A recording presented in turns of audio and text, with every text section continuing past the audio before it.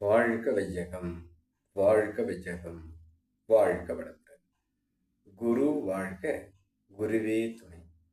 அருள்நிதி பேராசிரியர் அன்பழகன் திருவண்ணாமலை. அனைத்து அன்புள்ளங்களுக்கும் வாழ்க வளமுடன். குருவின் நினைவில் நின்று சித்தர் சிவவாக்கியருடைய ஒரு பாடலை நாம் சிந்திக்கலாம். போலி சாமியார்களாக அனைவரும் மாறி உலகில் தெரிந்து கொண்டிருப்பதை சிவவாக்கியர் கூறும் இப்பாடலை நாம் சிந்திக்கலாம். காவியும் சடைமுடி கமண்டலங்கள் ஆசனம்.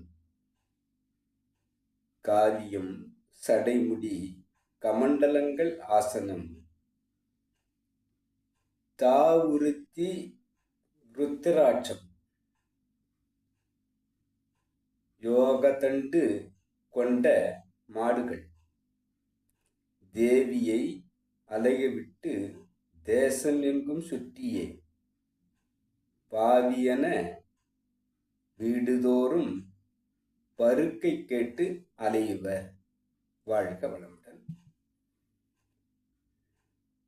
காவி உடுத்திக் கொண்டு சடைமுடிகள் விட்டுக்கொண்டு கமண்டலத்தை கையில் ஏந்தி கொண்டு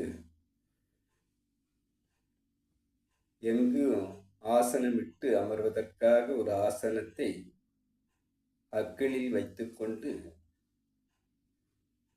தவம் செய்வதற்கான ருத்ராட்சம் என்கிற அந்த மாலையை அணிந்து கொண்டு யோகம் செய்வதற்கான தண்டை கையில் வைத்துக்கொண்டு அனைத்து இடங்களிலும் அலைபாய்ந்து கொண்டிருக்கக்கூடிய மாடுகள் என்று திட்டுகிறார். தேவியை அலையவிட்டு குடும்பத்தில் தன்னுடைய வாழ்க்கை துணையை விட்டுவிட்டு தேசம் எங்கும் சுற்றியே,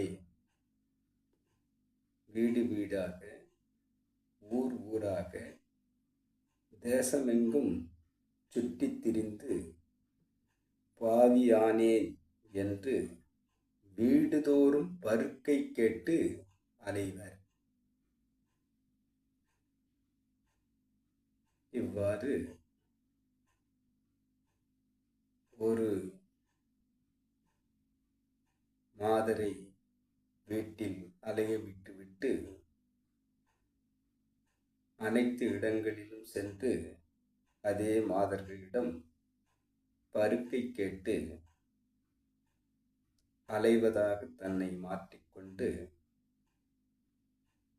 காவி, கற்றைச்சடை, ருத்ராட்சம், ஆசனம், யோகதண்டம் அனைத்தையும் கொண்டு திரிந்து கொண்டிருக்கக்கூடிய மாடுகள் என்று சிவவாக்கியர் கூறுகிறார். இவையெல்லாம் அவசியமா என்று கேட்டால், யோகத்தை அடைவதற்கு, இறைவனை நோக்கி பயணிப்பதற்கு இவை அனைத்தும் அவசியம் இல்லை. இது போலி வேஷம். ஆக தண்டு கொண்ட மாடுகள் என்று அவர்களை திட்டுவதாக இக்கவியை சிவவாக்கியர் புனைந்திருக்கிறார்.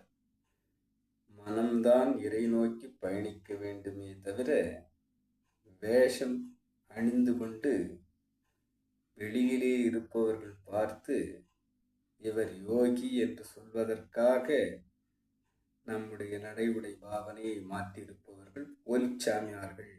அவர்கள் தண்டு கொண்ட மாடுகள். தேசந்தோறும் பருக்கை கேட்டு, தேசந்தோறும் வீடுதோறும் பருக்கை கேட்டு திரிந்து கொண்டிருக்கக்கூடிய தண்டு கொண்ட மாடுகள் என்று அனைவரையும் இந்த போலி சாமியார்களை சிவவாக்கிய சித்தர் திட்டுவதாக இக்கவி புனைந்திருக்கிறார். ஆக யோக சாதனை படைப்பவர்கள் தேசந்தோறும் செல்ல வேண்டியது இல்லை, வேஷம் போட வேண்டிய அவசியம் இல்லை, வீடுதோறும் பருக்கை கேட்டு அலைய வேண்டியது இல்லை. உட்கார்ந்த இடத்திலேயே கடவுள் என்பதாக தன்னையே உட்கடந்தால் இந்த இறையாற்றலுடைய கருணையினால் நாம் நம்முடைய ஆன்மாவின் தேடுதலுக்கு ஒப்ப இறையாற்று இணைவு பெறும் என்பதை புரிந்த சித்தர் சிவவாக்கியர் இவர்கள் அனைவருமே போலிகள்தான் என்று திட்டுவதாக இக்கவியை நமக்கு தந்திருக்கிறார்.